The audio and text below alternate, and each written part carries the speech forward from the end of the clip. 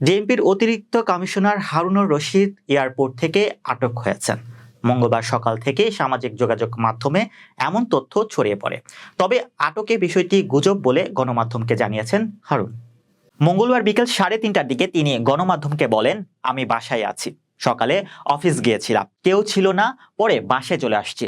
এর আগে গত 31 জুলাই ঢাকা মেট্রোপলিটন পুলিশের অতিরিক্ত কমিশনার হারুনুর রশিদকে গোয়েন্দা বিভাগ থেকে বদলি করা হয়। হারুনুর রশিদকে ডিএমপির ক্রাইম অ্যান্ড অপারেশনস বিভাগের অতিরিক্ত পুলিশ কমিশনার করা হয়েছে।